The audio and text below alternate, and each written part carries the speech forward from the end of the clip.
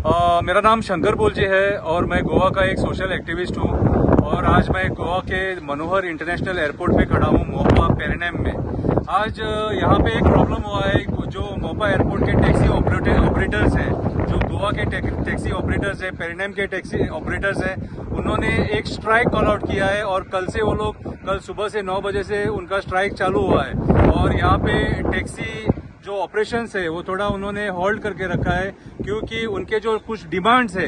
ये जब एयरपोर्ट यहाँ पे आने वाला था, ये बहुत अच्छी सुंदर जगह थी ये और यहाँ पे सरकार ने एयरपोर्ट लाने का जो प्रस्ताव रखा और उसके बाद में एयरपोर्ट आया, लेकिन एयरपोर्ट आने से पहले जो गांव के लोगों को, पेरेनेम के लोगों को, मांद्रे के लोगों को जो आश्वासन दिया था, एश्योरेंस दिया था कि उनको यहाँ पे जॉब मिलेगा, उनको बिजनेस मिलेगा, उनको टैक्सी ऑपरेट करने को मिलेगा, लेकिन आज यहाँ पे कुछ गोवा के मंत्री इन्वॉल्व होके उनको उनका बिजनेस करने नहीं दे रहे हैं। आज जो गोवा माइल्स है, वो गोवा माइल्स एक सेपरेट टैक्सी ऐप लाके उन लोगों ने इनके बीच में रखा है और जो लोकल टैक्सी ऑपरेटर्स है उनको काउंटर नहीं है।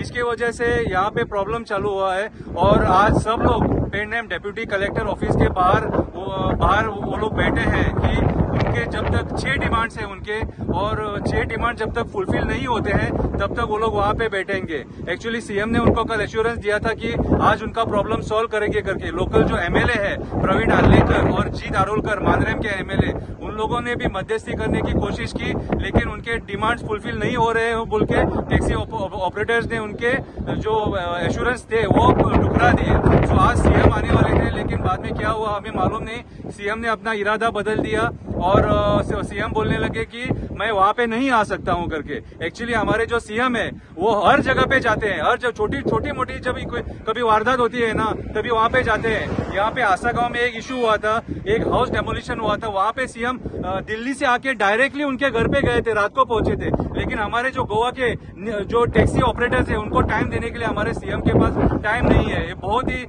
निंदनीय बात है। और अभी एक न्यूज आई है कि ये जो टैक्सी ऑपरेटर्स है उनको सीएम ने अपने सेक्रेटेरिएट में बुलाया है कि हम लोग बैठ के इस पे विचार विमर्श करेंगे करके। सो आई होप ये प्रॉब्लम सॉल्व हो जाए क्योंकि उनको जो हमारे लोकल टैक्सी ऑपरेटर्स है उनको बहुत ही प्रॉब्लम हो रहा है और सरकार उनके प्रॉब्लम अंडरस्टैंड करने को नहीं समझ रही है। They have failed to solve their problems क्योंकि आज इनकी ये जो हमारे पेरेनेम के लोकल्स है उनकी जमीन गई है, उनके जंगल नष्ट हो गए हैं, उनके कैजू प्लांटेशन थे वो नष्ट हो गए हैं। इसकी वजह से उनको जो रेट मिलना था जब जमीन का वो भी सही तरीके से नहीं मिला है। ओके, और कम से कम कुछ नहीं तो 1 करोड़ स्क्वायर मीटर जगह एयरपोर्ट के लिए एक्वायर किया गया है और hardly 30 lakh square metre airport के लिए यूज किया है और बाकी का एरो सिटी ये वो सब करने का उनका प्लानिंग है। सो आज मुझे तो ऐसा लगता है कि गोवा डिस्ट्रक्शन की कगार पे है, Goa is on destruction mode. और ये सब मुझे लगता है कि गोवा जो अभी लैंड के मामले में, हिल कटिंग के मामले में, बाद में लैंड फिलिंग्स के मामले में जो डिस्ट्रक्शन हो रहा है और माइग्रेंट्स आके यहाँ पे इन लैक्स ऑफ स्क्वायर मीटर जगह ले रहे हैं, कन्वर्जन कर रहे हैं, तो गोवा की जो इकोलॉजी है वो बहुत खतरे में है और हमारे जो मंत्री लोग हैं वो कुछ अंडरस्टैंड करने को नहीं सोच रहे हैं। ये कंपनी ने अभी 511 करोड़ माफ किया है, गवर्नमेंट ने माफ किया है उस कंपनी को। कौन सी कंपनी है वो?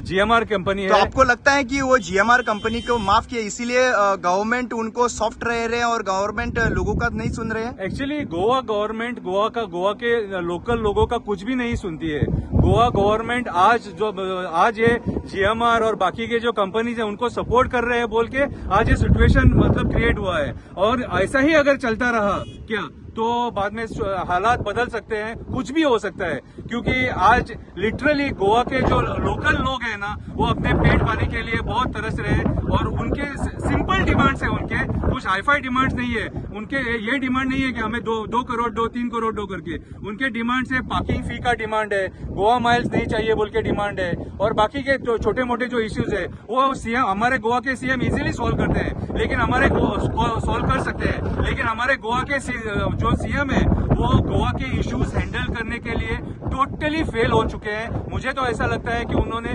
रिजाइन करके वो कुर्सी छोड़ देनी चाहिए। सीएम का कहना है कि ये पॉलिटिकल मोटिवेटेड प्रोटेस्ट है, ऐसे क्यों कहना चाहते हैं वो? जैसे कि सीएम अपना हाथ ये करना चाहते हैं, झटकाना चाहते हैं। ये पॉलिटिकल मोटिवेटेड कुछ नहीं है। ये लोकल जो लोग हैं, जो 300-400 टैक्सी ऑपरेटर्स हैं, उनके पेट का सवाल है। उनको यहाँ पे बिजनेस नहीं मिल रहा है। बाहर के लोग आके यहाँ पे बिजनेस कर रहे हैं। पॉलिटिशियंस का इन्वॉल्वमेंट है यहाँ बिजनेस में, इसके लिए वो लोग स्ट्राइक पे गए हैं। पॉलिटिकली मोटिवेटेड नहीं है। पॉलिटिकली मोटिवेटेड जो बोल रहे हैं वो सीएम, मुझे लगता है कि अपनी जो गलतियां हैं वो छुपाने के लिए ये सब स्टेटमेंट कर रहे हैं।